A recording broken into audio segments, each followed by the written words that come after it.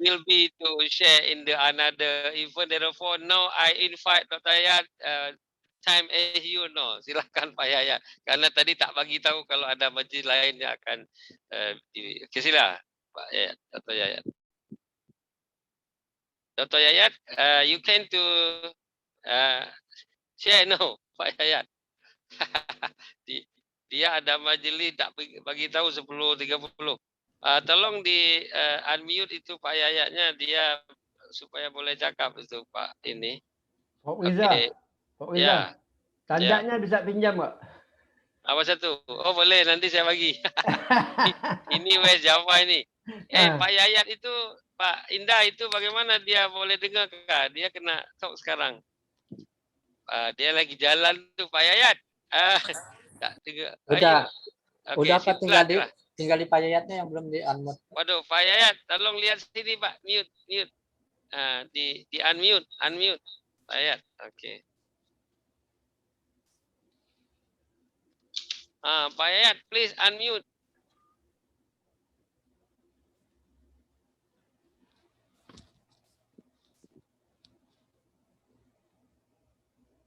Pak Yayat, unmute. Boleh dibantu gak dia? Dari beliaunya. Nih, Pak Yayat. Sudah disiapkan ini. Ya, udah. Oke, sila, sudah dengar. Tak ada apa-apa, Pak. Kita... kurang. Oke, suaranya jelas, Pak. Tenang saja. No problem. I have to inform that you will be to bagi ceramah dekat lain. Oke, sila, Pak. Saya sudah inform Pak Yayat. Assalamualaikum warahmatullahi wabarakatuh. Betul Yayat. Alhamdulillah wa ba'du. Allahumma sholli ala sayyidina Muhammad wa ala ali sayyidina Muhammad. La ilaha illallah lahu la syarika lah. Lahul mulku wa lahul hamdu yuhyi wa yumit. Wa huwa ala kulli syai'in qadir. Qalu subhanaka la ilma lana illa ma 'allamtana. Innaka antal alimul hakim. Hasbunallah wa ni'mal wakil. Ni'mal maula wa ni'man nasir. La haula wa la quwwata illa billahil aliyyil azim. The Honorable for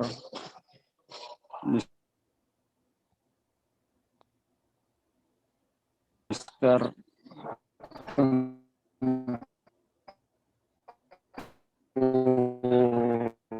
Ini masalah internet dari Reza and all the brother in ASEAN spirit. Yes. That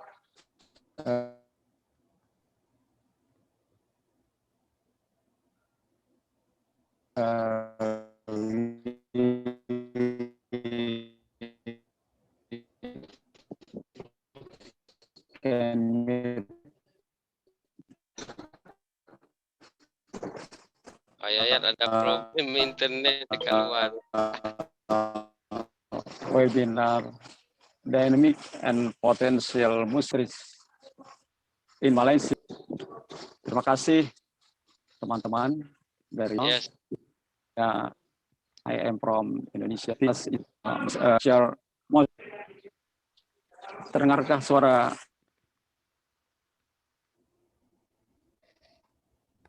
Mana suaranya Pak Yayatnya sudah hilang timbul ya.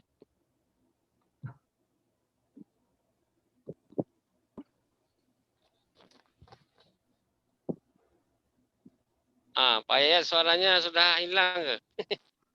Dia lagi dekat luar ini. Kemana Pak Indah, Pak Yayatnya? Halo. Ya, silakan Pak. Suaranya tadi hilang. Halo. Ya. Thank you very much. Ya, for brothers in Malaysia, Singapore. Pak And Yayat, my staff can to help you to share screen if you want. Partisipan di Suaranya. Halo. Ya Pak, internetnya Halo. agak slow mode. Sila. Terdengar? Udah. Jadi Pak, supaya share screen-nya Ya, biar ini staff saya aja. Jadi Bapak gunakan stok. Enggak, share screen-nya biar staff kami aja yang share Pak. Nanti Bapak next slide itu saya. Right. Boleh. Oh, silakan. Oke, Pak Indah Nah, tolong bantu boleh. Kang Yayat untuk share screen biar beliau tidak harus mengoperasikan komputernya, dia cukup talk aja. Pak Indah, you can to share the screen. I have to share you presentation paper of Pak Yayat. Oke, Pak Indah, Pak. you dengar Oke. saya? Oke. Pak Yayat terus boleh bagi alu-aluan dulu. Unisma itu apa Pak? Di mana letaknya? Berapa student you? Pak Yayat boleh kenalkan Unisma dulu lah. Introduction for Unisma Bekasi di Universitas Islamic University in Bekasi. Kalau nanti kalau enggak Pak Iyet boleh bantu lah. From Jakarta ya. Ya.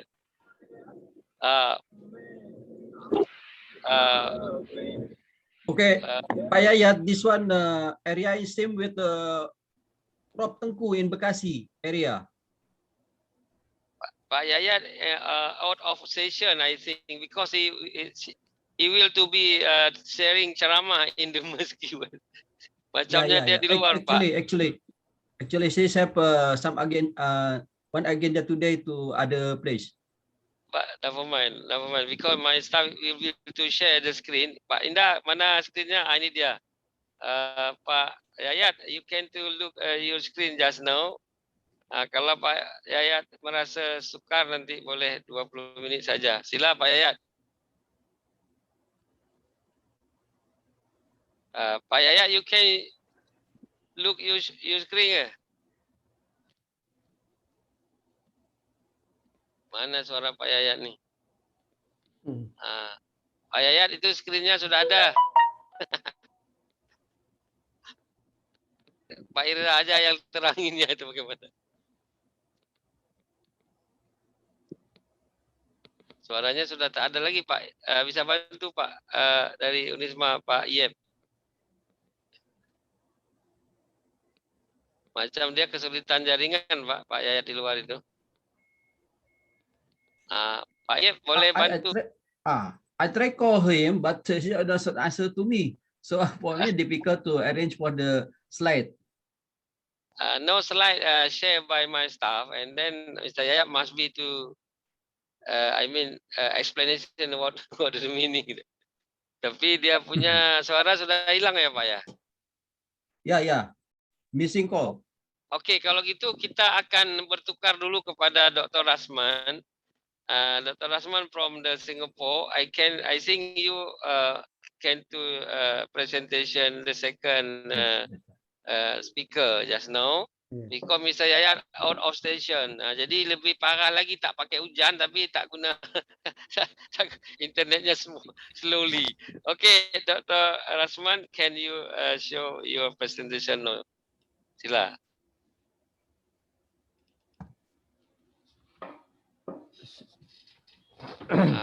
Dr. Rasman adalah Singaporean. Beliau adalah orang Singapura. Kebenaran kakek beliau dari Minangkabau. And then beliau banyak belajar dekat Indonesia, dekat pondok dan juga Universiti Muhammadiyah Malang. But beliau tidak pandai membuat membuat bakso, pandai buat rendang saja. Okey, silakan. Bismillahirrahmanirrahim. Assalamualaikum warahmatullahi wabarakatuh. Asyhadu alla ilaha illallah wa la syarikalah wa asyhadu anna Muhammadan abduhu wa rasuluh. Wassalatu wassalamu ala asyrafil anbiya'i wal mursalin Muhammadin rasulil amin. Amma ba'd.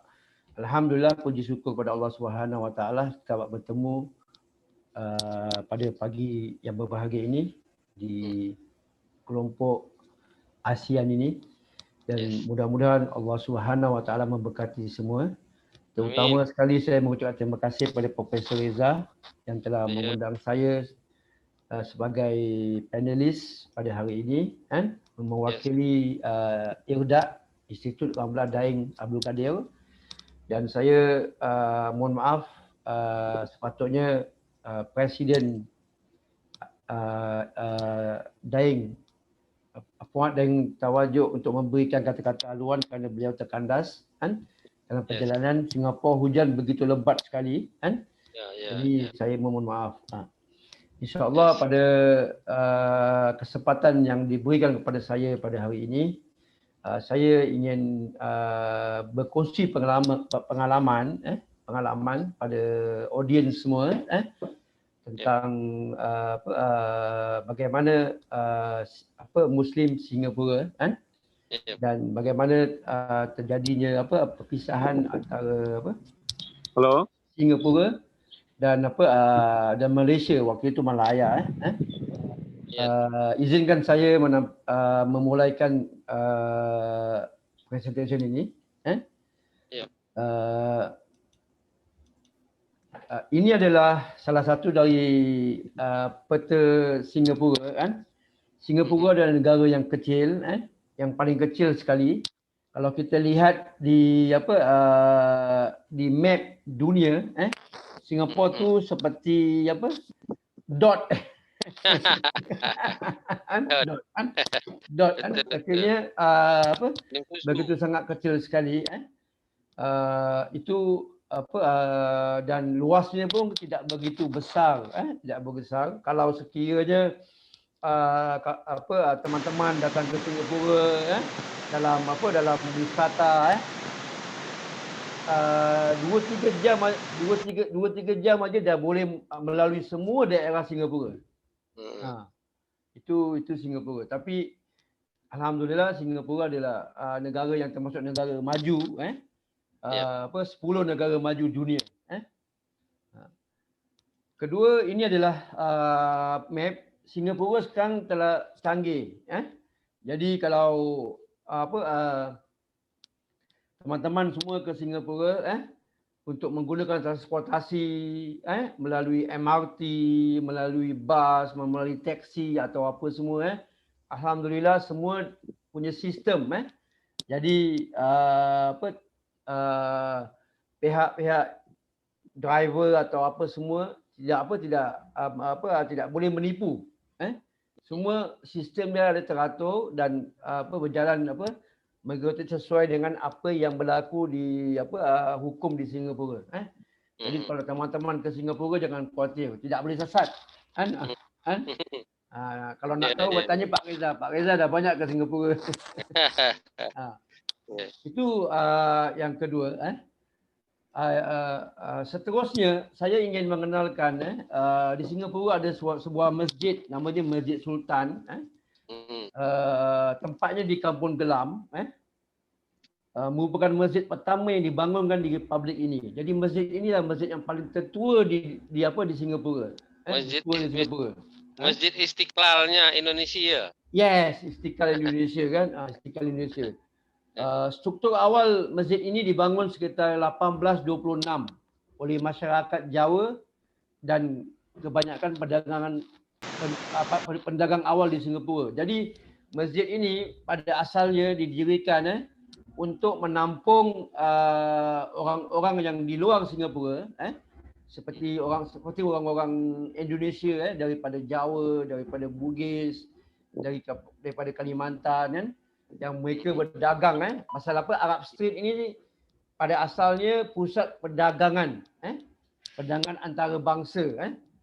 Jadi pedagang-pedagang yang mungkin mereka nak mempromosikan perdagangan mereka, menginap di sekitar masjid Sultan ini yang mempunyai berapa, kalau diistilahkan waktu di Indonesia, kalau di daerah ada losmen lah kan, tempat penginapan murah gitu kan.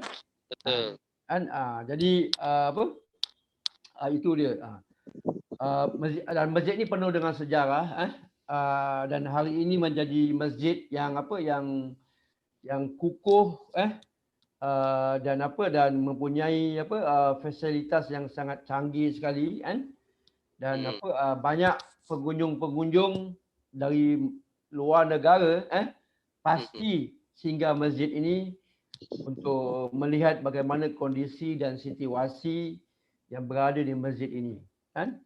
Dan paling uniknya di Singapura ini ada 69 masjid Wow, banyak juga 69 masjid di beberapa daerah wilayah kan. Cuma Masjid Sultan ini khusus azannya boleh dikumandangkan. Ya, yang lain tak boleh. Yang boleh semua, yang lain semua tak boleh kan. Khusus Masjid Sultan yang boleh meluangkan azan setiap solat 5 waktu. Sebab Masjid Sultan diberikan prioriti kerana masjid tertua dia di Singapura. Kita tahu bahawa Singapura adalah negara yang sekular kan, negara yang sekular. Jadi ada beberapa sebablah alasan pemerintah tidak memberi izin kepada masjid selain daripada Masjid Sultan. Salah satu daripadanya masjid-masjid selain Masjid Sultan itu masjidnya berada di estet-estet perumahan kan. Di estet perumahan, kalau sekiranya ada pemandangan subuh, zuhur, asar, maghrib, isyak, maghrib dan isyak, itu boleh mengganggu kan kaum-kaum yang lain kaum-kaum yang lain. Jadi itu salah satu dasar daripada kenapa tidak boleh selain Masjid Sultan bisa melaungkan azan secara terbuka. Itu sedikit sejarah dan insya-Allah Pak Reza dah pernah ke masjid ini kan? Sudah biasa. Biasa. Biasalah, tapi kalau jam belum subuh belum buka lagi, kita nak tunggu kat luar. Masjid Singapura pukul 10 semua dah tutup. Ya. Okey. Kita masuk daripada pendahuluan. Singapura merupakan salah satu negara ada di Asia Tenggara sebelum mengalami kemerdekaan. Singapura merupakan negara federasi dari Malaysia. Jadi artinya sebelum kemerdekaan pada 1965 ke belakangnya Singapura adalah satu negara yang bersama dengan Malaysia iaitu dinamakan Malaya Malaya. Jadi pada tahun ada beberapa perkara yang berlaku pada tahun 1965 barulah terjadi kemerdekaan perpisahan antara Singapura dan Malaysia. Salah satu daripada apa yang saya pernah baca, salah satu daripada perpisahan itu kerana pengaruh politik yang dibawa oleh PAP yang hari ini menjadi pemimpin begitu luas sekali, begitu kuat sekali. Jadi Almarhum Tengku Abdul Rahman pada waktu itu sebagai Perdana Menteri Malaya, mereka khawatir penyebaran itu bisa meluas kan. Jadi mereka meminta Inggeris, kerana Singapura adalah jajaran Inggeris kan, untuk memberikan kemerdekaan kepada Singapura. Jadi umat Islam di negara ini merupakan kelompok minoritas. Jadi kita di Singapura ini adalah satu kelompok minoritas. Sebab apa? Selepas perpisahan antara Malaysia dan Singapura itu, banyak yang pulang ke Malaysia, pulang ke Malaysia, tidak menetap di Singapura, dan kedua pula banyak pendatang-pendatang dari China, China yang mereka businessman masuk ke Singapura disebab itulah kerana kebanyakan mereka masuk ke Singapura, jadi mereka sekarang menjadi majority. Kalau statistik yang kita fahamkan hari ini, Singapura orang Melayu Islam itu tidak lebih daripada 700 lebih ribu daripada 3 juta masyarakat Singapura. Jadi masyarakat Singapura ada sekitar 3 juta, tapi actually 4 juta sebab 150 juta 100 tu pendatang asing yang bekerja di Singapura. Jadi itulah kita sekarang menjadi minoriti kan. Tapi alhamdulillah walaupun kita menjadi minoriti tapi kebebasan kita untuk melaksanakan ibadah kewajipan kita itu tidak dihalangkan oleh pemerintah kan. Jadi asalkan kita mengikuti kefahaman atau mazhab yang yang dianuti oleh Singapura kan, dan tidak ada unsur-unsur radikalisme atau apa kan, insya-Allah pemerintah tidak memberikan izin kepada memberikan keluasanlah untuk kita beribadah dan kita pun mengalami seperti sekarang pandemik COVID-19 Jadi di Singapura ni merata masjid mereka mengikuti peraturan yang telah ditetapkan oleh WHO iaitu jarak distancing dan masjid pun kalau nak siapa yang nak belajar nak solat berjamaah mereka harus daftar mereka harus daftar melalui online baru mereka boleh mengikuti solat berjamaah dan itu pun terbatas hanya 150 itu kalau kita solat wajib lah wajib. Jadi kapasiti Masjid Sultan lebih dari 500 boleh 150 saja. 150 itu untuk solat wajib Ya. Tapi kalau sekiranya itu untuk solat Jumaat itu boleh diisi 450 jamaah Boy. Tapi dengan 3 gelombang Oh. 3 gelombang Maknanya 150 macam tu. Ya, jadi solat Jumaat itu daripada awal waktu sampailah pukul 3 petang. Wah. Dan nak masuk Jadi asar. 3 bed itu 150. Satu sisi 150. Oh, I see. Jadi ada sisi pertama, sisi kedua, sisi ketiga kan? Itu yang terjadi di Singapura karena Singapura sangat antusias dalam masalah-masalah pandemik ini kan, supaya tidak menular daripada yang lain. Okey. Perubahan demografik yang mengesahkan terjadinya pada awal abad ke-19, penduduk Cina perlahan-lahan mulai mengambil alih menjadi penduduk yang menonjol dibandingkan suku Melayu. Itu tadi saya bercakapkan bahawasanya sekarang mendominasi masyarakat Singapura adalah bangsa Cina. Padahal sebelum kemerdekaan kita orang Melayu sebagai bangsa minoritas. Tapi setelah kemerdekaan dan banyak yang berhijrah ke Malaysia dan ada yang kembali ke Indonesia dan kita menjadi masyarakat yang minoritas Tapi alhamdulillah ini pemerintah dalam masalah ibadah tidak menyekatlah supaya jangan terlibat dengan masalah pemikiran yang radikal dan ekstremis seperti itu Okey, ini saya ingin memaparkan seperti apakah negara Singapura. Negara Singapura adalah kota kecil, 7% China, 14% Melayu, 9% India, Pakistan dan Arab. Jadi itu populasinya. Bahasa Sanskerta, singa itu artinya binatang buas, pura itu kota.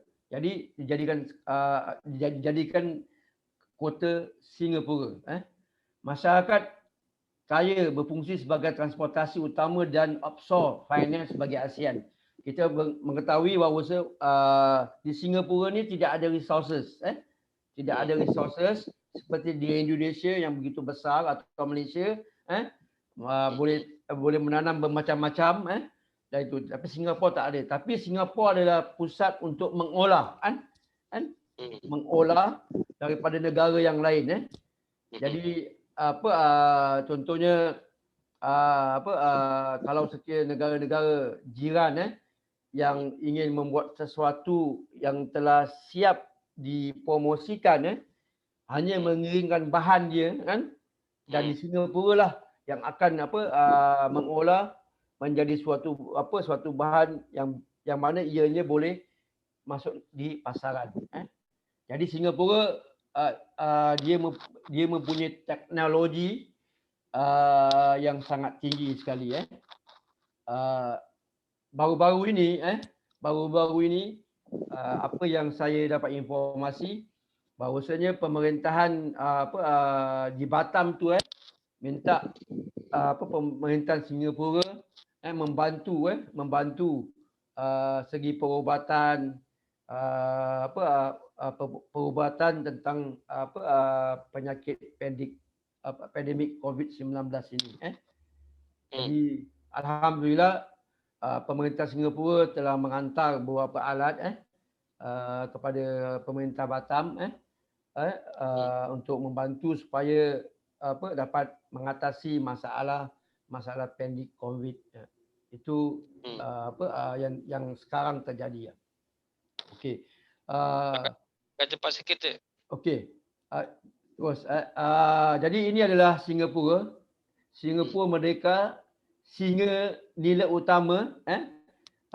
Sejarah dia panjang kan. Jadi sebelum terjadinya terwujudnya singa, Sultan pada waktu itu berjumpa dengan singa dan akhirnya dia menjadi mengisytiharkan sebagai negara singa.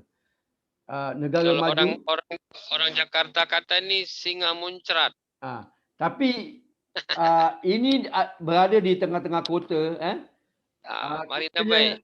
Katanya kalau orang Indonesia kalau pergi Singapura, kalau tak pergi ke tempat singa ni, artinya dia belum pergi ke Singapura. Betul.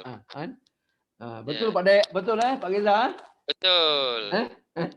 Kena pergi ke orang Jakarta kata singa muncrat. Okey. Singapura memiliki salah satu dari pelabuhan tersibuk di dunia. Kita tahu Singapura is a country yang mana business country. Kenapa negara Singapura maju?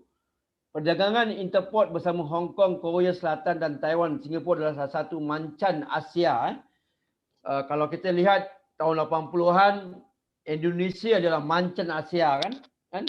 Tapi setelah rezim Soeharto jatuh ekonomi Indonesia jatuh dan sekarang Singapura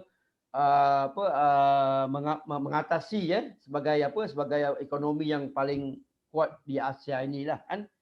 Saya pernah teringat waktu saya belajar di Indonesia pada tahun 1996 $1 Singapura kita kalau tukar kita hanya dapat 1,600 perak. Itu pada tahun 1996 jadi kekuatan duit Indonesia lebih kuat daripada Singapura waktu zaman Pak Harto tapi setelah Pak Harto langsir kursnya naik begitu tinggi sekali Ini tempat-tempat rekreasi yang boleh boleh datang Alhamdulillah banyak tempat-tempat yang rekreasi. Tapi ini semua adalah tempat rekreasi yang dibikin sendiri kerana Singapura adalah negara kecil, tidak mempunyai tempat-tempat yang luas seperti di Indonesia Ada Bogor, ada Batu dan ada macam-macam. Tapi Singapura melakukan rekreasinya melalui teknologi. Teknologi. Singapura dibebas daripada Inggeris setelah kemerdekaan. Tengku Abdul Rahman telah mengajukan kepada pemerintah Inggeris pada itu untuk memisahkan Singapura daripada Malaysia. Jadi sekarang Singapura menjadi pemerintahan sendiri dan menjalankan segala roda pemerintahan sendiri yang telah disahkan oleh pihak Inggeris, kerana Inggeris adalah salah satu yang menjajah kita di Malaya ini kan. Ada 7 minit lagi. Okey, saya langsung aja. Okey, di Singapura ni banyak organisasi NGO seperti Majlis Agama Islam, MUIS, Majlis Pendidikan Anak-anak Mendaki, Lembaga Kenangan Maulud LBKM dan seterusnya kan. Mereka ini semua diwujudkan untuk membantu masyarakat Singapura untuk baik meningkatkan prestasi dalam pendidikan dan supaya memberi bantuan sekolah bagi anak-anak yang tidak mempunyai kemampuan daripada peringkat rendah dan peringkat tinggi. Dan Majlis Agama Islam Singapura, kalau kita ingin mengetahuinya, kalau kita bandingkan, ia seperti Kementerian Agama lah di Indonesia kan. Yes. Dialah yang mengawasi semua pergerakan keislaman di Singapura ini dan dia secara langsung di bawah pemerintahan Singapura, di bawah pemerintahan Singapura lah.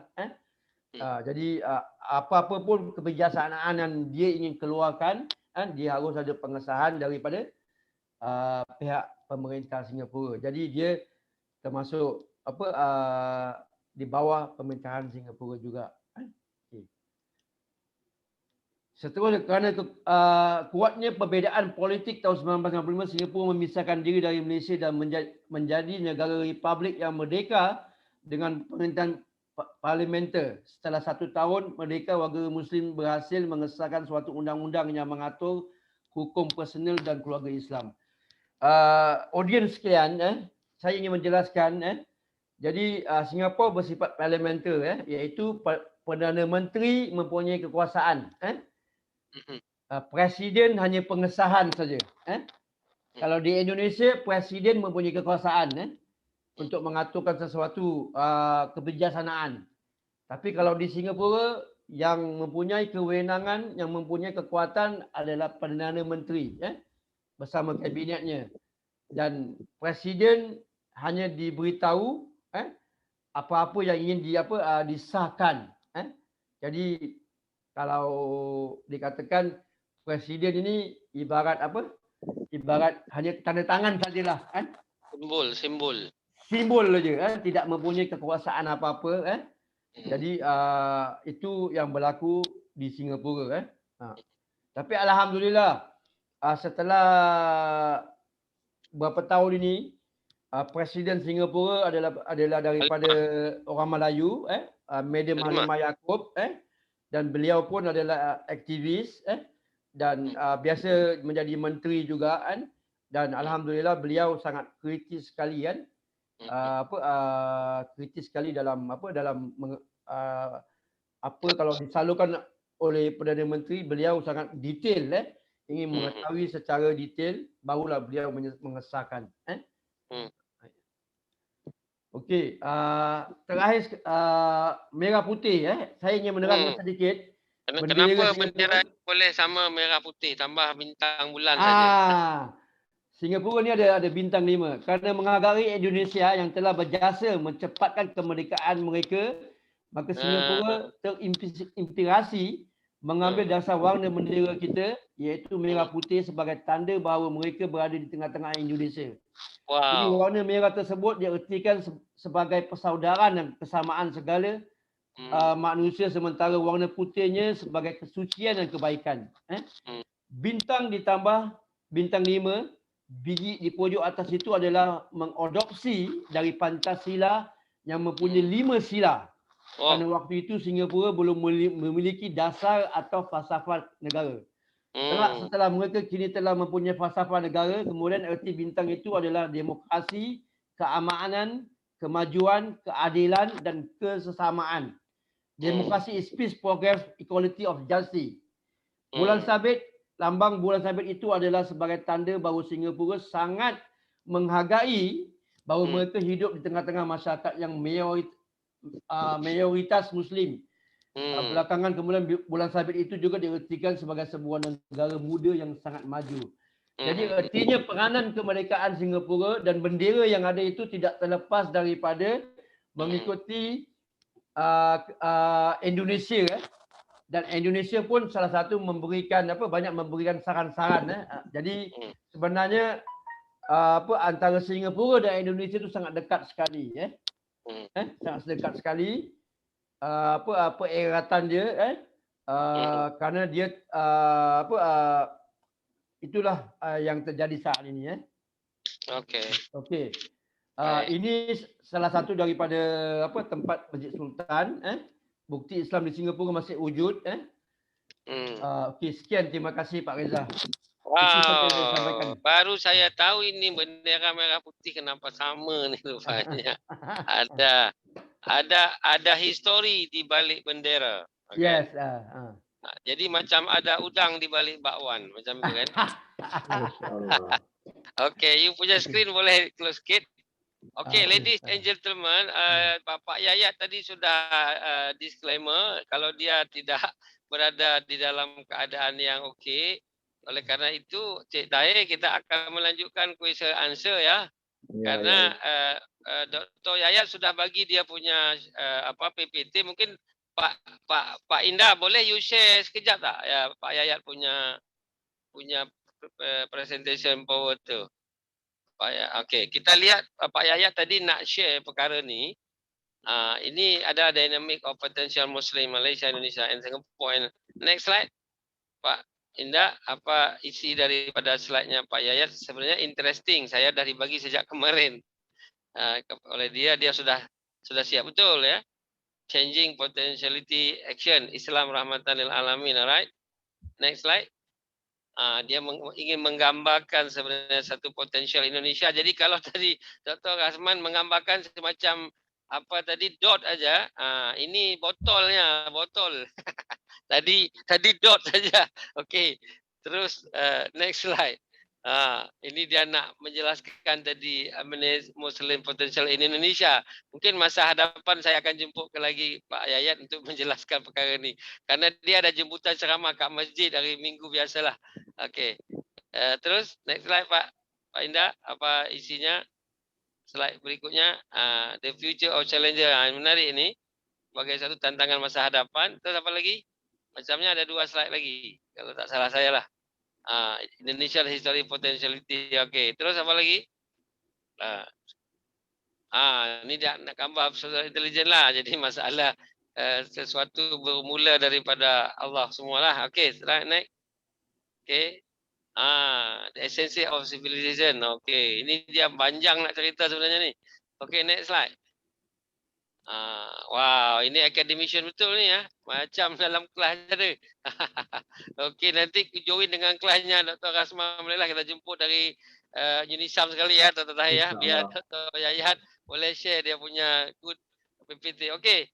Pak Indah saya kira sudah cukup lah dalam itu. Yang penting dia memang sudah buat, dia memang sudah seriously. Tapi apa boleh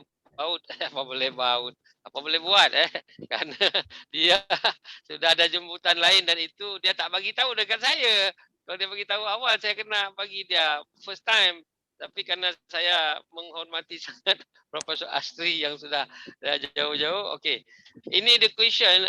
Nanti kalau ada tambahan question dari Dr. Tahir, dari you punya student boleh you tambahkan. Ini Prof Astri, are you copy my talk no Prof Astri ya? Masih dalam session ya Prof Astri? Ada. Okey. Ini ada pertanyaan kepada Prof daripada Indonesian partisipan namanya Mr. Pak atau Pak Didik. Sini Encik Didik lah nama ya. Okey. Dia kata macam ni, we know that potential of Malindos, Malindos tu Malaysia, Indonesia, Singapura lah. We know that potential of Malindos Muslim economic very big size. But I don't look of program together of Muslim in this region by design. There is what the wrong about this situation. Dia tanya macam itu. Itu nanti Prof bagi tahulah macam mana ni big size potential ekonomi Muslim Indonesia, Malaysia, Singapore, but dia tak tampaklah ada big design to develop this potential. Itu satu. Dia tanya what your opinion, Prof? There is something perspective from you. Dia tanya macam tu. So the second, dia tanya what you show to the new normal business Muslim after COVID. macam dia nak tanya ni, Prof, tampak tadi famous presentation dia tanya, mungkin dia memang member, Didik ni member of Young Muslim Society lah, bisnis Young Muslim Society dekat Indonesia. Dia tanya new normal business Muslim after COVID, what can we do? Dia kata gitu. Prof, boleh dengar ya? Boleh. Sebelum Prof menjawab, saya pun membaca sekali pertanyaannya atau kuesionya kepada Dr. Rasman. Dia tanya macam ni. Muslim in Singapore are minority. Apa sebenarnya peranan Muslim Singapore sekarang ini? Adakah government bagi perhatian? Dia tanya macam itu. Lagi satu, dia tanya, you dah cakap tadi kan, the President of Singapore sekarang adalah Muslimah. Iaitu ibu, sini ibu lah. Tapi di sana dikata adalah Puan Halimah Yaakob. Dia bertanya bagaimana boleh minoriti menjadi presiden dekat Singapura. Apa yang berlaku di sana sebenarnya? Kalau presiden Singapura pertama saya tahu itu orang Minang, orang kampungnya Pak Dr. Rasman. Presiden Singapura yang pertama. Siapa nak pegang Singapura dolar pasti nampak namanya Yusof Ishak itu. Betul ya Dr. Rasman ya? Tapi ini agak unik. Muslim Singapura is fairly minority, but the president is Muslimah. Apa yang berlaku ini? Dia tanya ni. Yang tanya itu bernama Dimas. Okey. Lagi satu ini Encik Suhaimi, saya tak tahu mungkin dari Malaysia. Ditanya adakah semua organisasi Islam dekat Singapura bersepadu? Maksudnya itu satu suara lah. Kalau dekat Indonesia unik, sini tak ada satu suara. Muhammadiyah suara sendiri, Nahdlatul Ulama suara sendiri, yang lain pun ada suara sendiri. Bahkan di sini ada keputusan Majlis Ulama, dia kata tak payah ikut. Di sini Indonesia ni orang cakap terus tak payah ikut. Kenapa? Karena Majlis Ulama Indonesia NGO je, bukan government. Jadi macam itu orang Indonesia cakap, Cik Tahir. Jadi di sini fatwa Majlis Ulama tak ada orang nak guna terus. Dia kata, okey, aku dengarlah, aku buat tak buat tu terserah aku lah, dia kata. Sebab Indonesia tak ada mengikat. Sebab dia kata Majlis Ulama Indonesia tu NGO je, sama dengan NGO lain. Gitu dia kata. Memang Indonesia ni demokrasi lah. Sorry. Okey. Jadi itu kepada dua ini, kerana Dr. Yayat tak boleh tadi. Nanti kalau Dr. Tahir ada tambahan pertanyaan, you boleh tambahkanlah. Jadi the second moderator, please you guide speaker. Prof Asri, please answer. Okey, terima kasih kepada yang tanya Didi, Mr. Didi, Encik Didi. Encik Didi, Pak Didi. Okay. Orang Indonesia bilang Mas Didi. Okey. Terima kasih atas pertanyaan tu. Saya tak pasti sama ada kenapa tidak bisnes Malaysia, Indonesia, Singapura tidak bergabung, tetapi saya rasa ada beberapa faktor. Dia bukan saja satu faktor lah. Salah satunya kita ni Islam Melayu serumpung yang tidak bersifat serumpung. Kita lebih pada individual characteristic daripada what solidarity characteristics. This is my interpretation might be wrong, but this is what I observe. Not just in serumpung Melayu Indonesia, Melayu or Muslim Indonesia, Muslim Singapore, Muslim Malaysia, but among Muslim di Malaysia pun that's what I have observed. Alright, Melayu lebih pada bertindak sendiri individualistic plus materialistic. Itu antara karakteristik yang tidak dapat satu solidarity associations yang pergi secara bersama. This is a difference as opposed to Chinese. The whole supply chain and business network they have created in such a way protects among their networks. Others make it difficult to penetrate. We cannot do that because of our sikap study. That's one of the reasons. Secondly, faktor kedua mengapa begini kita tidak boleh bersatu ialah dari segi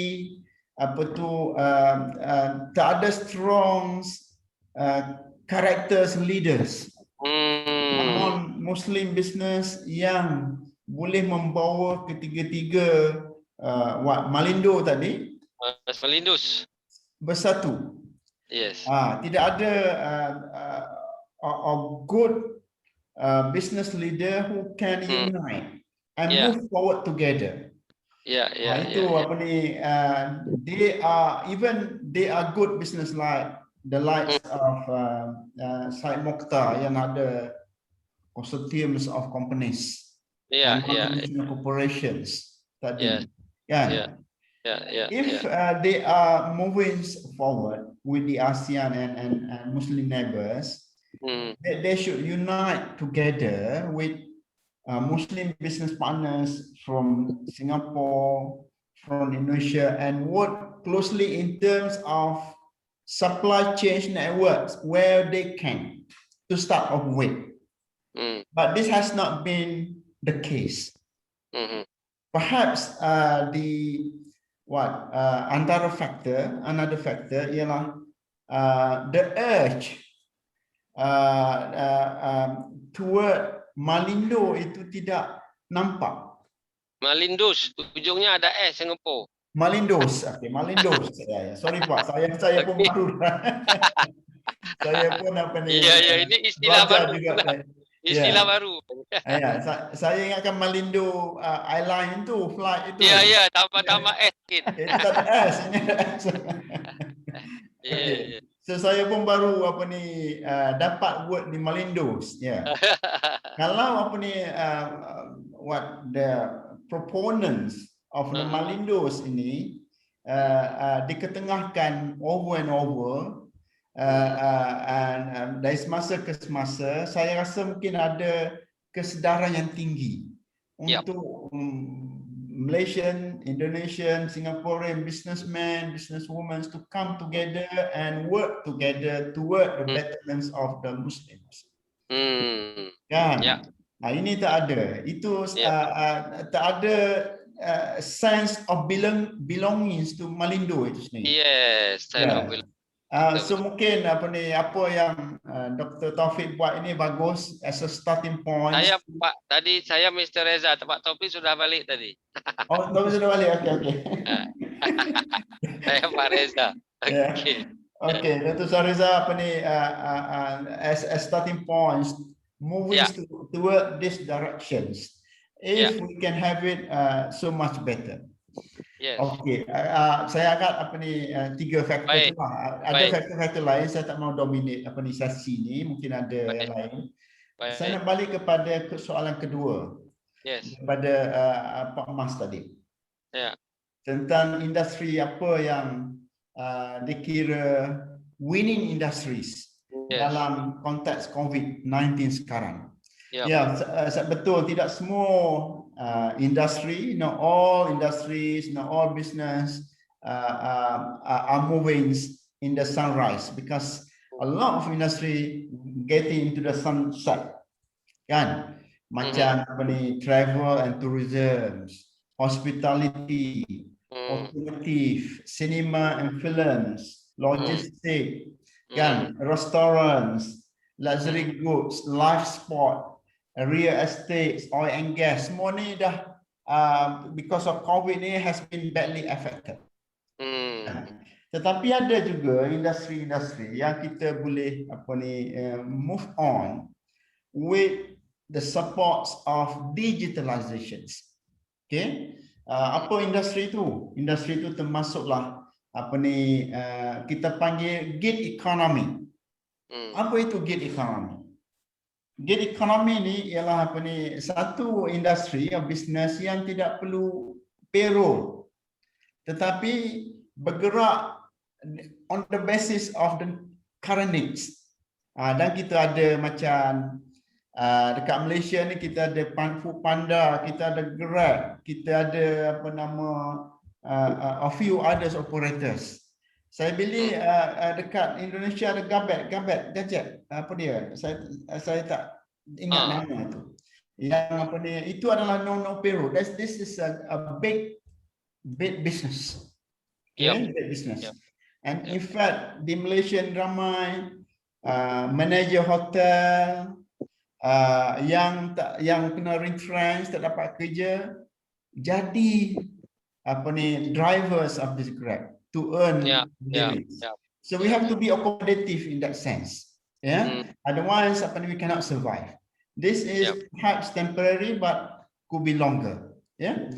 Okay. Another apa ni another factor ialah stock market or mutual funds investing. If you ada duit, kan, bila sektor-sektor yang grow toward this digitalized companies, computer companies, gadget companies, health companies, health related services, digital products, e-manufacturing, e-commerce, insurance, network marketing, semua ni adalah apa ni bidang-bidang yang kita kata sunrise during COVID-19. Blessing as gas. Okay. So those are the industries yang boleh apa ni leverage dalam konteks COVID-19. Dalam masa yang sama, food and beverage, say for example, doesn't mean that in sunset, food and beverage is still in demand. But the operators, the owner needs to be more prompt toward digitalization. Yes, right. Digitalization ni memberi banyak efek kepada apa ni business, sebab apa, dia save cost, save times, kan? Yes. Can operate di mana sahaja sebab kita kan on the fingertips, on toward entertaining the customer orders or whatnot.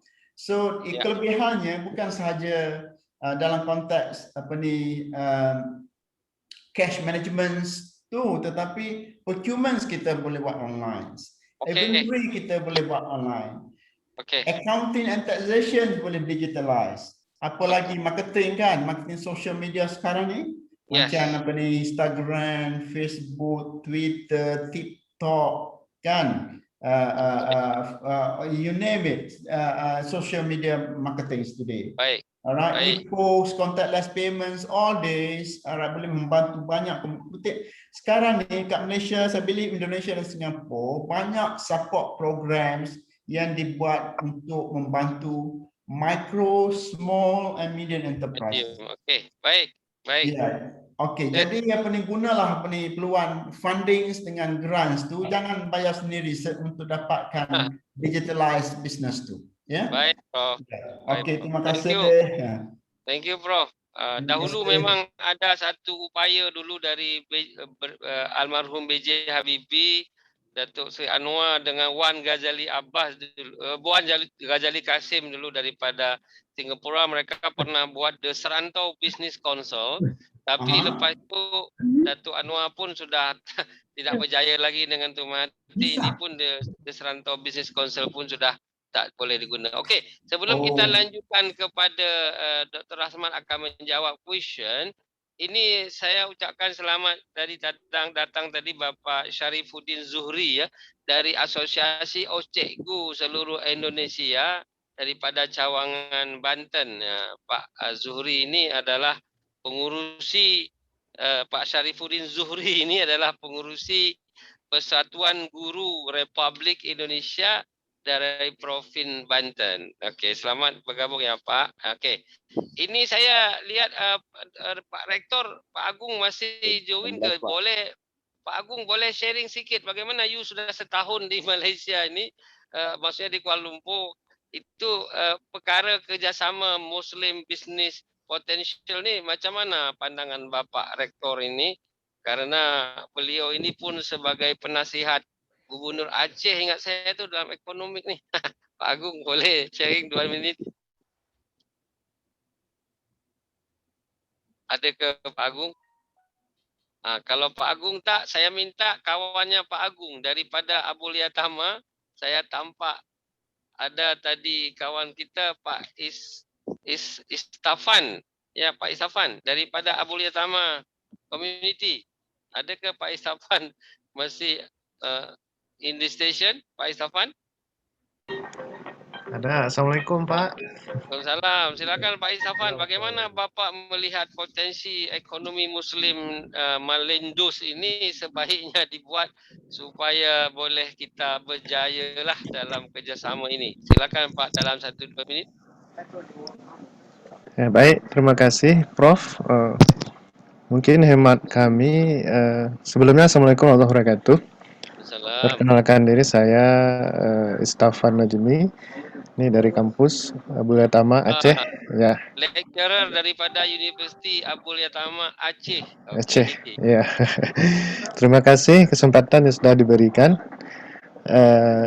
Mungkin dari awal kita melihat sebenarnya hanya persatuan saja Prof yang kita perlu tegakkan antara kita semua, berarti kita bersatu dalam hal apa saja, dalam hal muamalah dan juga hubungan antara sesama kita.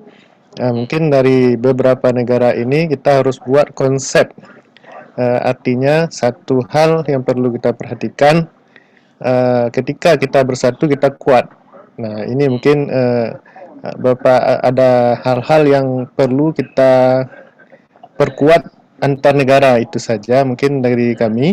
Karena memang berbeda negara, berbeda mazhab, mungkin ini satu faham juga yang harus kita satukan. Jadi kita jangan terlalu sekular, itu maksud saya, Prof.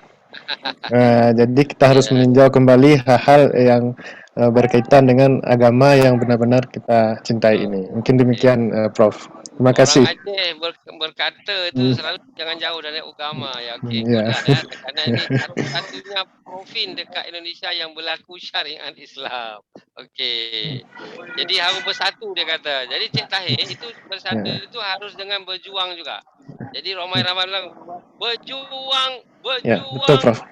berjuang sekuat tenaga, tetapi perjuangan harus disertai dengan doa. Rintangan sudah pasti ada, selesaikan bersama. Malindos ini boleh berjaya. Okey, kepada Amin ya Rabbal Alamin. Amin, terima kasih, Prof. Terima kasih, Prof. Ramai itu sebenarnya. Okey, silakan Dr. Rasman.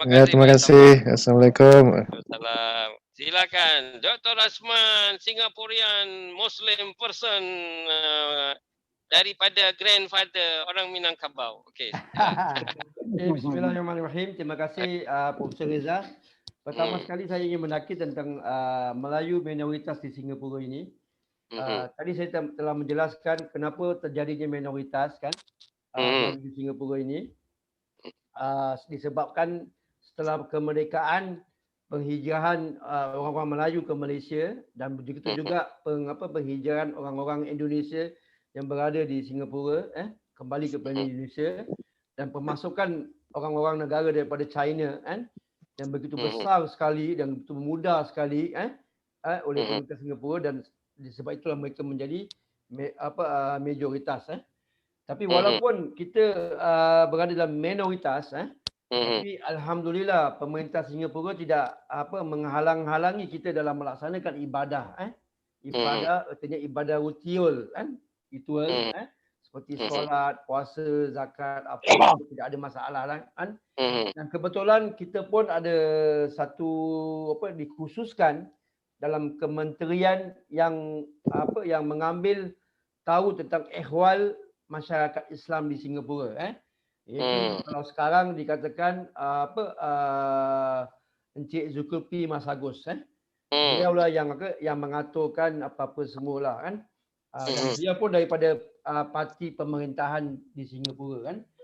Jadi itulah disebabkan berapa parti di Singapura? Parti di Singapura ada 7 parti kan. Oposisi ada 6. Satu parti pemerintahan.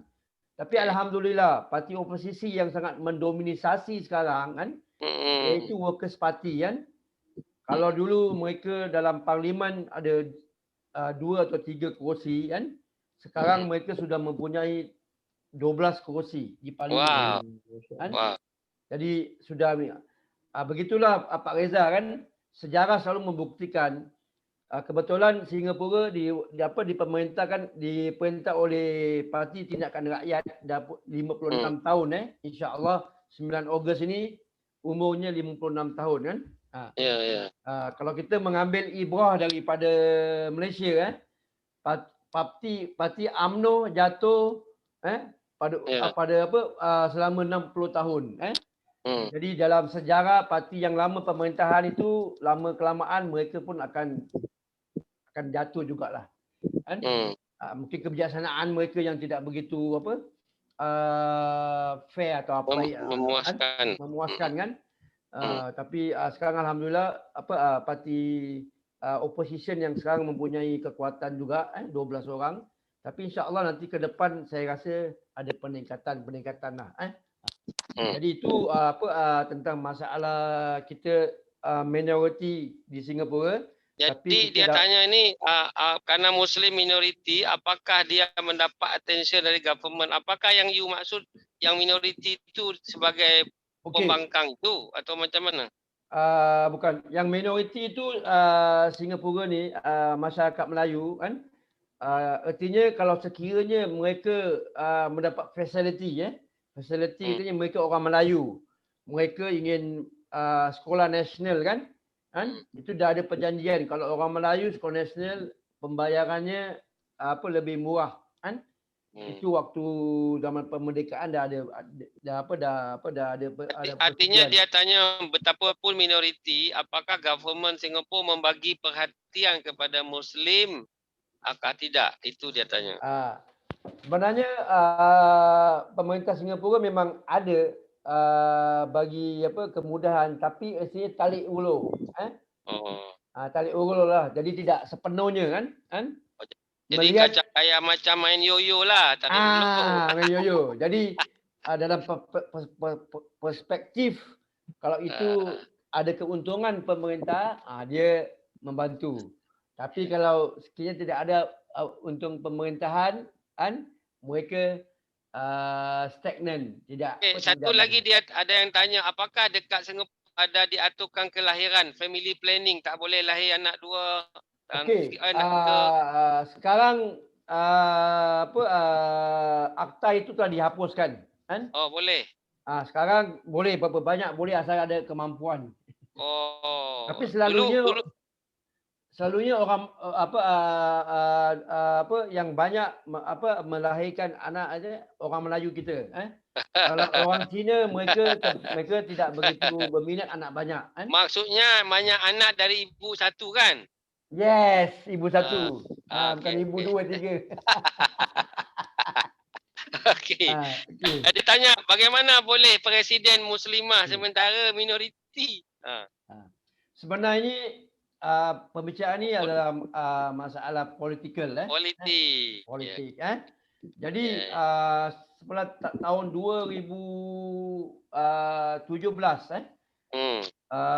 presiden Singapura yang bernama Lee Kuan Yew ke? Selepas Lee Kuan Yew. Oh, Lee selepannya. Kuan Yew itu Perdana Menteri kan. Oh ya, ya Saya presiden. kan? Okey, salah. Jadi namanya Tony Tan. Tony Tan Tony ini Tan. dia adalah daripada partai pemerintah kan. Jadi dia setelah 2 periode kan dia sudah tidak boleh menjadi presiden lagi kan. Jadi ganti. Jadi Jadi Halimah ni daripada opposition ke government party? Halimah ni pada government party kan. Oh, Jadi samalah. setelah Tony Tan ini tidak dapat melanjutkan sebagai presiden kan, dan ada political di situ kan, ada salah satu daripada ex menteri daripada PAP yang dah keluar daripada PAP kan, yang mempunyai potensial untuk menjadi Perdana Menteri kan. Jadi artinya suara dia kuat juga kan. Jadi dengan dasar itulah dengan dasar itu kan pemerintah menukar cara-cara pemilihan. Jadi Halimah ni bukan dipilih lah, tapi dia adalah menggantikan Tan itulah. Ya, menggantikan Tan itu kan. Okay, the last question. Dia tanya apakah ini yang tanya Suhaimi, apakah semua organisasi Islam di Singapura itu bersatu padu suaranya ke atau bercanggah atau macam mana? Okey. Kalau di Singapura memang perbezaan itu tidak dapat dielakkan kan. Tapi kalau saya lihat dari kacamata secara zahir memang masyarakat Singapura ada kesefahaman Jadi kefahaman. Mungkin ada sedikit lah yang berbeza berbeza dalam pandangan berfikir kan. Tapi secara umumnya mereka bersatu. Okey, kalau gitu saya kena pindah kepada Encik Tahir. Encik Tahir, please you the second moderator. Apakah ada yang you sendiri nak tanya ataupun dekat you ada yang share direct? Boleh, sila. Apakah Encik Tahir boleh masuk Singapura ke jadi lecturer ke apa? Silakan. Okey, bismillahirrahmanirrahim. Assalamualaikum warahmatullahi wabarakatuh.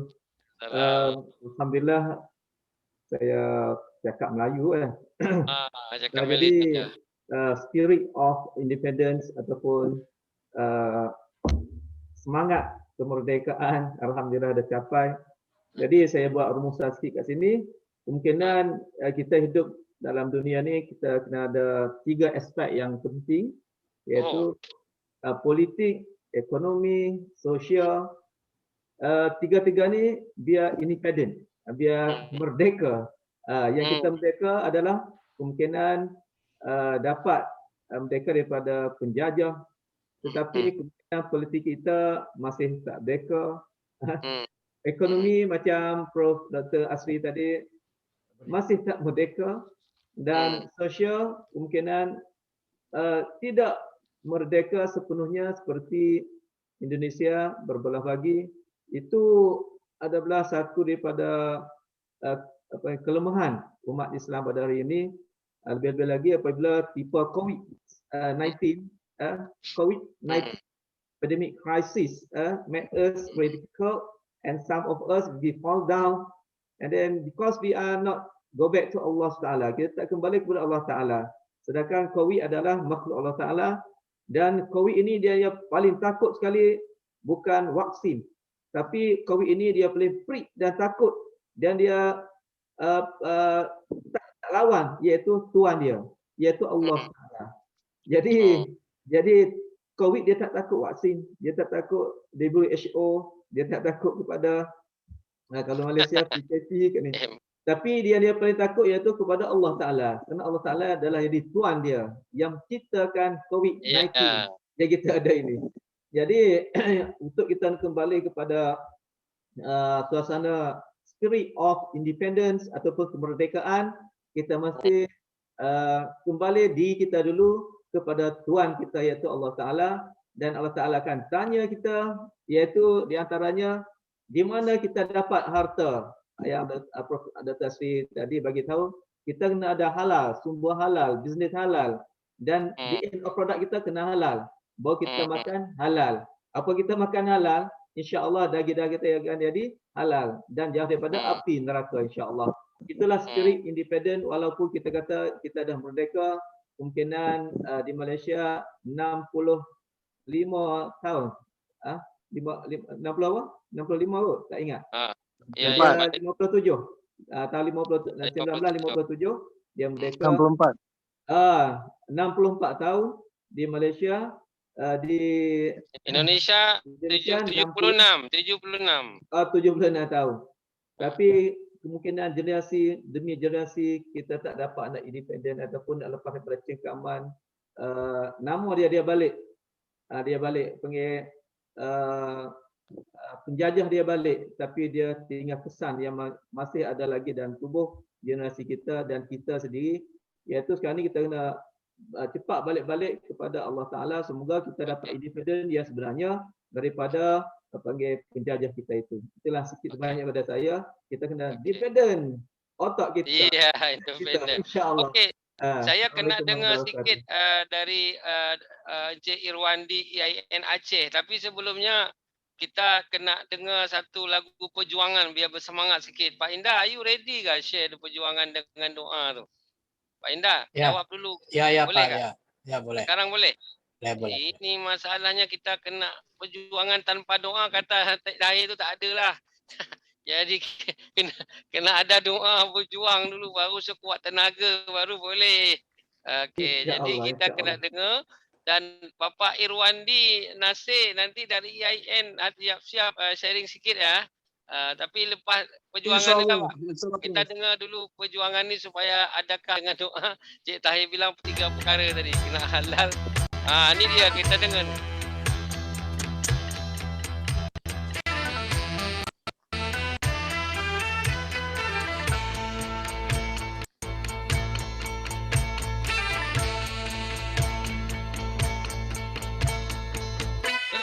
Rakit ke hulu, rakit ke hulu,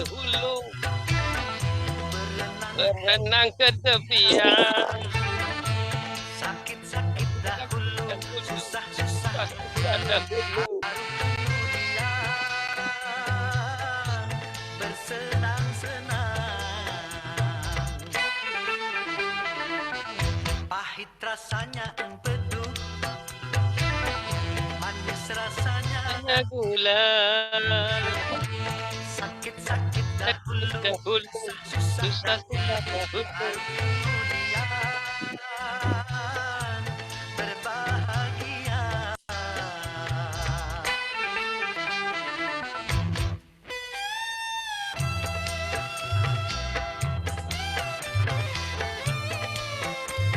Raden Haji Omar Irama, the Sundanese person from Tasik Malaya, nama kamu. Diakui oleh dunia sebagai musisi dangdut Indonesia paling populer sepanjang masa.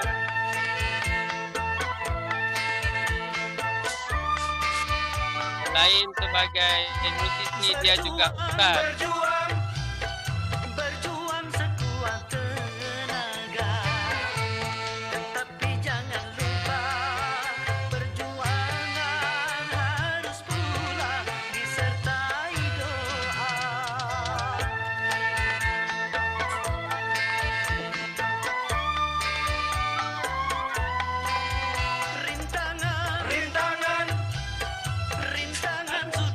Pasti ada, hadapilah semua dengan tabah, juga dengan kebesaran jiwa. Berakit-rakit ke hulu, berenang ke tepian, sakit-sakit dahulu, susah-susah dahulu, baru kemudian bersenang-senang.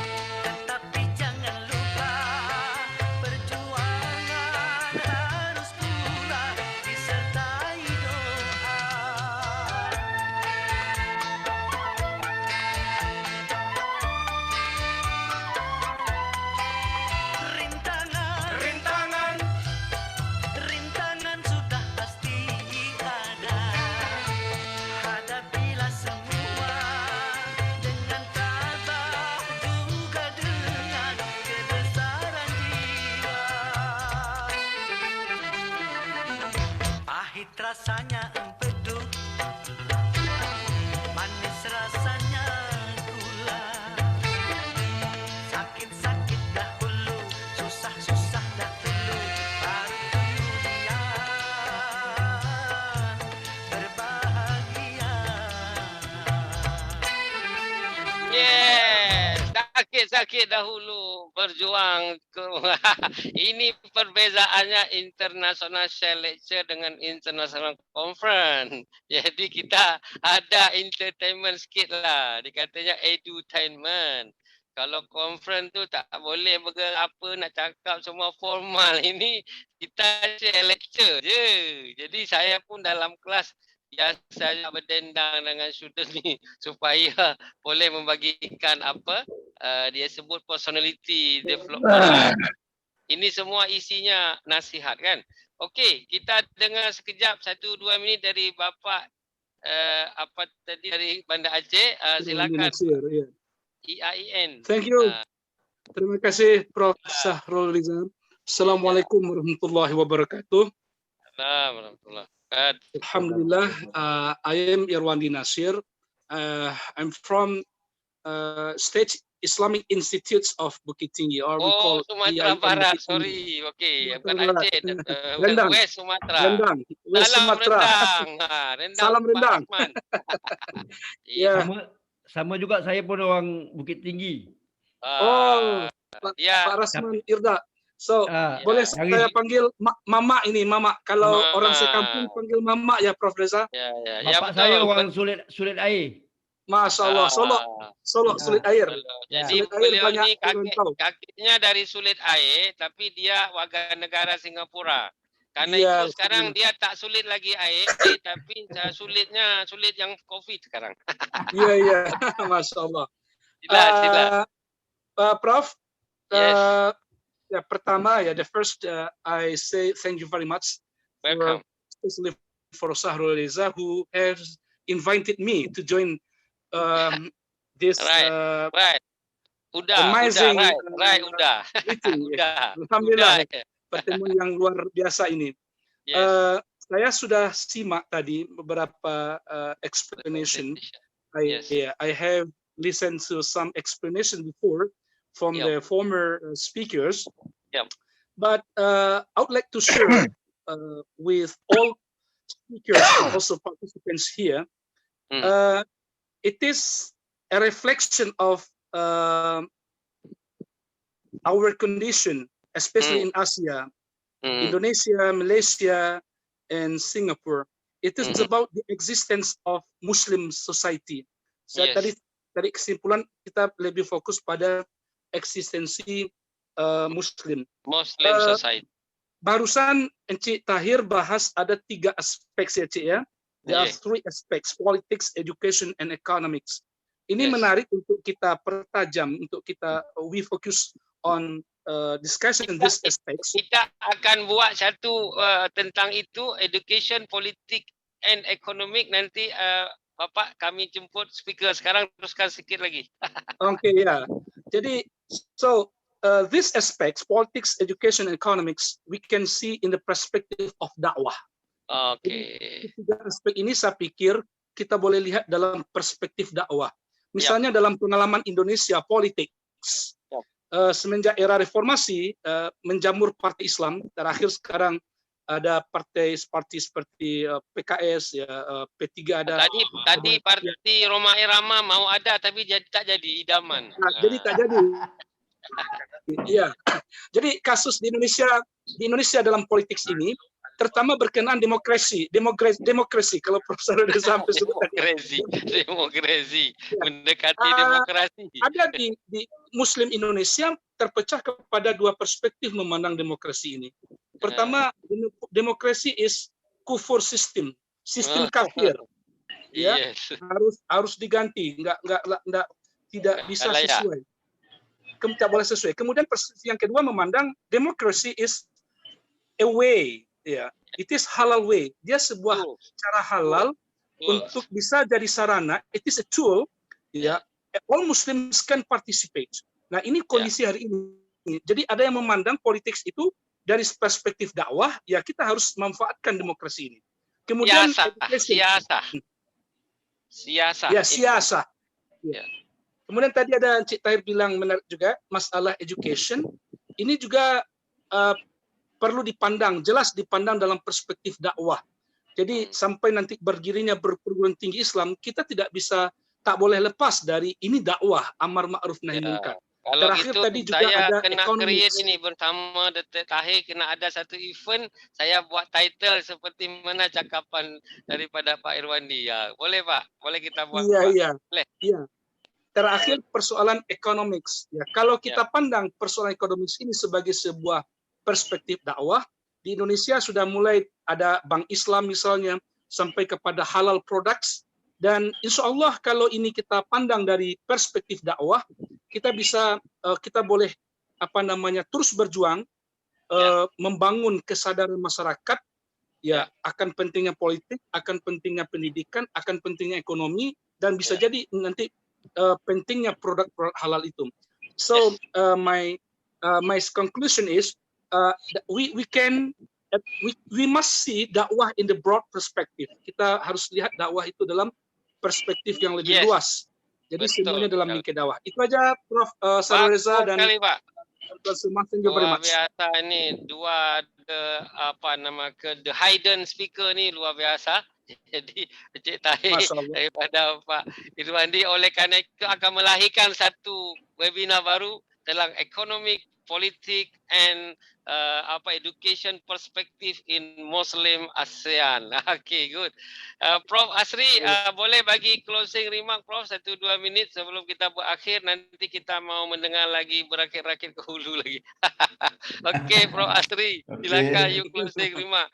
Prof, saya tampak you seperti profesor dekat NUS tu, National University of Singapore tu, Alatas, dia itu daripada UIA tapi dia visiting professor dekat NUS. Apa nama? Ada Alatas ujungnya itu. Saya lupa. Bukan Nagib Alatas. Nagib Alatas. Bukan Nagib. Nagib sudah tua sangat. Tapi ini yang baru-baru ini. Jadi dia visiting professor. Husin Alatas. Apa satu? Husin Alatas. Ya, betul. Bukan. Kalau Husin Alatas itu suami Titik Sandora, itu lain lagi. Okey Prof, sila. Okey. Saya tak ingat namanya depan. Saya ada dalam bimbit, saya ada itu tapi saya lupa. Okey, terima kasih Syarul for this opportunity given to me. But I think the works of Malindo should be a basis for us to get a more closer. Supaya Cik Rasman tak kecil hati, kena ada S sikit lah. Malindos. The works of Malindos, should be used as platforms to create understandings between Muslims in the regions, especially these 3 countries. And from where the activities, be it economics, be it social, be it politics, be it NGO, whatnot, be it halal industry or Muslim business, can be further promoted, enhanced, and cooperated to get barakah in this world, to help the Muslim fellows in the region. And then to raise up their standards of living and to the rest of the communities rantau. So saya rasa kita perlu banyak lagi buat discussions tentang specific issues yang lebih praktikal untuk action oriented based later. InsyaAllah. Saya rasa dengan kerjasama semua teman-teman di Singapura dan di Indonesia, di Malaysia, InsyaAllah kita boleh bantu satu sama lain. Baik Prof. Terima kasih Prof. Kami akan jemput lagi. Tolong Prof, kata orang Jakarta, jangan kapok. Maksudnya kapok itu jangan letih-letih lah. Kita akan minta ilmunya nih. Banyak. InsyaAllah. Saya ready untuk contribute. InsyaAllah. Jazakallah. Nanti lepas COVID kami akan jemput secara fizikal bersama-sama Cik Rasman, Cik Tahir. Kita akan sediakan ikan bakar nanti dekat Laut Jakarta. Masya Allah, Masya Allah, Masya Allah, Masya Allah. Okey, Cik Rasman, you sikit closing remark. You nak pakai pantun Padang, Minang, apa? Silakan saja. Okey.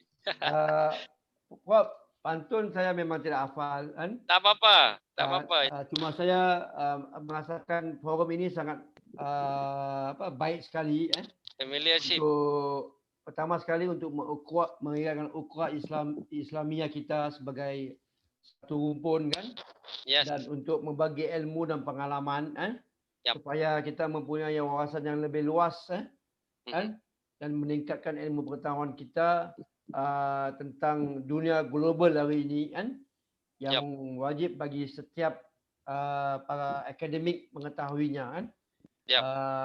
Pak Reza punya pahala yang sangat besar sekali ni kan. Amin. Memberikan fasiliti untuk kita berbincang, berdiskusi berapa. Dan mudah-mudahan ada manfaatnya kan. Amin. Untuk memajukan masing-masing negara dalam pendidikan. Amin. Islam dan umumnya. Amin ya rabbal alamin. Terima kasih. Ini sekarang ada forum baru nanti namanya Malindustai. Jadi saya sudah buat Malindustai itu. Cik Tahir boleh 1 minit you closing remark. Bismillahirrahmanirrahim. Alhamdulillah. Jadi ini adalah satu tujuan kita untuk selalunya kita kalau duduk kena terkurung. Terkurung. Duduk bawah tu kita masing-masing ego dan masing-masing akak dia tahu saya the best. Yang Indonesia pun I'm the best. Yang saya pun sama di Malaysia kita the best. Apabila kita terbalik kurung nampak luah lagi dunia. Saya rasa platform ASEAN Lecturer. Sebentar dulu itu sebentar Pak Agung Rektor kena lift, jangan lift dulu Pak Rektor, saya kena you cakap sikit. Sila. Okey. Apabila kita terbalik kurung, masya-Allah nampak lagi dunia yang luas. Saya rasa platform ini adalah satu platform yang kita buat panggil inisiatif untuk kita banyak lagi bincang tentang perkara kelemahan umat Islam serantau, dan kita insya-Allah bangkit kepada Melayu surupun semula insya-Allah. Assalamualaikum warahmatullahi wabarakatuh. Terima kasih. Pak Agung Rektor Universiti Abulia Tama yang hadir sejak awal, saya tadi panggil-panggil tak ada kat session. Boleh closing sikit Bapak Rektor if you available. Masih ada ke Pak Agung? Tadi dia minta lift awal. Tapi saya kata you can to closing remark. Ada tak Pak Agung? Masih ada? Okey. Mungkin dia sudah awal kerana dia memang 1 tahun sudah dekat Kuala Lumpur. Kerana anaknya kuliah kat sana lagi lockdown juga kan. Okey. Sebelum kita berpisah ini, saya akan mengulangkan lagu Omai Rama sikit. Dia ingat ni. Berakit-rakit ke hulu, berenang ke tepian, sakit-sakit dahulu, susah-susah dahulu, baru kemudian bertenang-tenang. Okey, kita dengar ya. Pahit rasanya empedu, manis rasanya gula, sakit-sakit dahulu, susah-susah dahulu, baru kemudian berbahagia. Okey, kita dengar yang sebenar.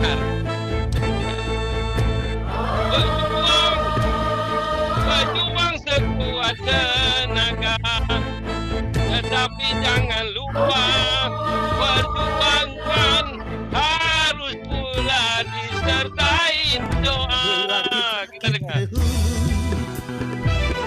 Berenang ke tepian, sakit-sakit dahulu, susah-susah dahulu, baru kemudian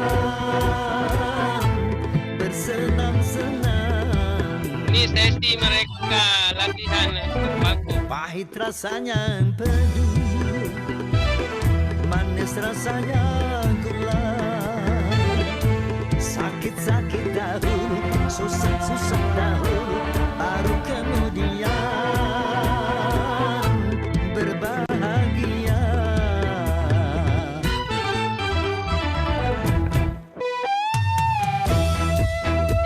Saya sudah pergi ke rumah Irama ini. Jadi datang tahun 2013, dia lagi Parlemen Indonesia supaya mengeluarkan undang-undang porno aktif karena banyak sekali tayangan televisyen yang pornografi. Saya datang dekat rumahnya untuk saya berkolaborasi buat gerakan Alma Mater naik muka. Semua irama ini. Berjuang sekuat tenaga, tetapi jangan lupa perjuangan harus pula disertai doa.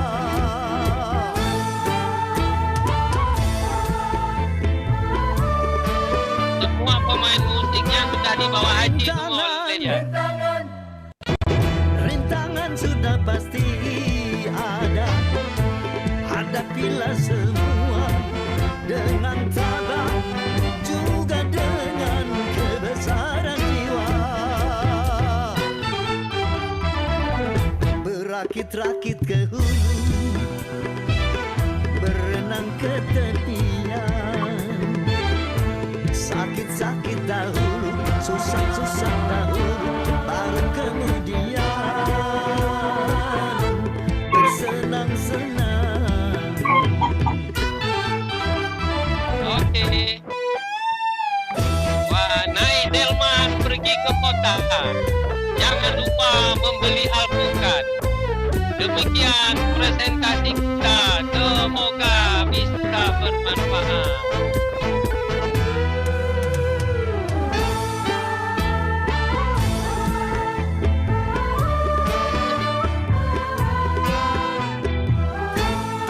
Muncul virus di Wuhan. Jangan lupa jaga kesehatan. Banyak kata kurang berkenan. Inilah kira dimaafkan. Sekuat tenaga, tetapi jangan lupa perjuangan harus pula disertai doa.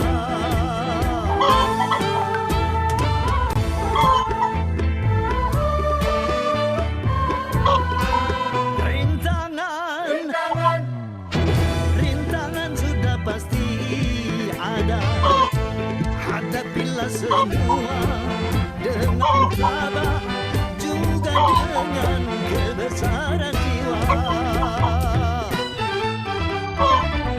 Pahit rasanya pedu, manis rasanya gula. Sakit-sakit dahulu, susah-susah acara ditutup kapan? Oke, Pak Nur kembali ke MC. Kalau sudah habis lagunya, saya akan mengakhiri. Saya kembali ke Pak Nur dengan satu pantun penutup tadi. Saya mengulanginya. Muncul virus di Wuhan. Jangan lupa jaga kesehatan. Banyak kata kurang berkenan. Sudilah kiranya dimaafkan. Kembali ke Studio 1 di Banten Province. Oke, silakan Bu Nur. Iya. Mute, unmute, Bu Nur, unmute. Okay, thank you. I'm sorry. Yeah. Okay, thank you. The event had passed together. Let's close this meeting by saying Alhamdulillah. I'm Nuriyati MPD as Master Ceremony. I think that all. Thank you for your attention. Tapi sebelum kita berpisah, saya ada lihat Datuk Hamidun. Hamidun, boleh bagi sikit nasihat sebelum kita mau solat zuhur ni. Silakan Datuk Hamidun, tadi tak nampak. Bro, silakan Datuk Hamidun. Tak perlu. Terima kasih banyak. Maksud saya nak Datuk Hamidun menyanyikan lagu Ramai Ramah tadi, maksud saya. Boleh tak? Semua. Ya, nyanyi tadi bersama, cuma tak boleh tunjuk gambar. Jadi berjuang sekuat tenaga. Kata akhir saya, supaya benda ini tidak cuma tertinggal, perlu ada satu panitia, ataupun kita teruskan yang Malindos tadi, cuma dikhususkan bahagian bagaimana untuk kerjasama untuk mempergiatkan perniagaan di antara sesama Islam kita di Malindos ini. Itu saja. Baik, nanti saya akan share kawan saya namanya Zainal Abidin Siddiq. dia akan bagi tahu bagaimana ekonomi Muslim duafa yang sudah menjadi kaya di Indonesia by Dompet Duafa Republika Social Entrepreneur yang sekarang kepercayaan publik kepada Dompet Duafa sudah melampaui angka 400 miliar dalam 1 tahun yang dia tak kenal siapa yang bagi. Jadi Datuk Hamidun nanti akan kami jumpa kita dalam besok lusa akan share dia. Yang dulu pernah join sekali dengan Datuk Hamidun masa awal. Pernah ya. Zainal Abidin Siddiq namanya. Baik. Jadi kalau di dalam Facebook dia namanya Zen teroris dia kata. Teroris dalam entrepreneur. Oke, baik Ibu Tenur, thank you very much. Naik Delman pergi ke kota. Jangan lupa membeli alpukat. Demikian presentasi kita. Semoga bermanfaat. Oke, terima kasih untuk semuanya. Terima kasih juga. Terima kasih. Saya mohon maaf. Wabillahi taufiq wal hidayah. Wassalamualaikum warahmatullahi wabarakatuh. Gelang beramai-ramai. Mari pulang, marilah pulang bersama-sama. Oke, see you again. Oke, terima kasih. Pak Reza. Assalamualaikum warahmatullahi wabarakatuh. Waalaikumsalam.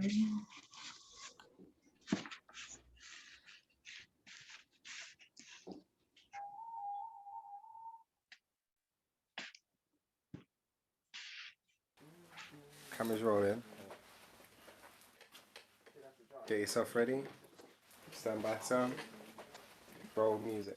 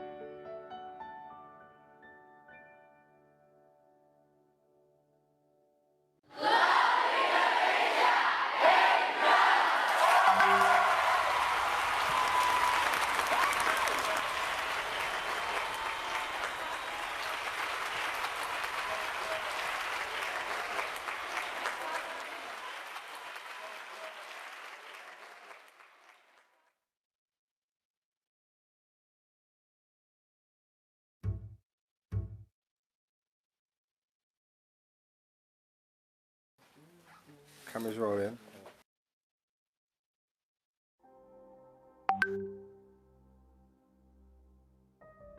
Now tune in to a special recording of Mr. Lee Kuan Yew reading the Proclamation of Singapore. On the 9th day of August 1965, I issued this Proclamation of Singapore. Whereas it is the inalienable right of a people to be free and independent, and whereas Malaysia was established on the 16th day of September 1963 by a federation of existing states of the Federation of Malaya and the states of Sabah, Sarawak, and Singapore into one independent and sovereign nation. And whereas it was also agreed by the parties to the said agreement that upon the separation of Singapore from Malaysia, the government of Malaysia shall relinquish its sovereignty and jurisdiction in respect of Singapore, so that the said sovereignty and jurisdiction shall on such relinquishment vest in the government of Singapore. And whereas by a proclamation dated the 9th day of August in the year 1965, the Prime Minister of Malaysia, Tunku Abdul Rahman Putra Al-Haj, did proclaim and declare that Singapore shall, on the 9th day of August in the year 1965, cease to be a state of Malaysia and shall become an independent and sovereign state and nation, separate from and independent of Malaysia and recognized as such by the government of Malaysia. Now I, Lee Kuan Yew, Prime Minister of Singapore, do hereby proclaim and declare on behalf of the people and the government of Singapore that as from today, the 9th day of August, in the year 1965, Singapore shall forever be a sovereign, democratic, independent nation founded upon the principles of liberty and justice and ever seeking the welfare and happiness of a people in a more just and equal society. Signed, Lee Kuan Yew, Prime Minister of Singapore, and dated 9th day of August 1965.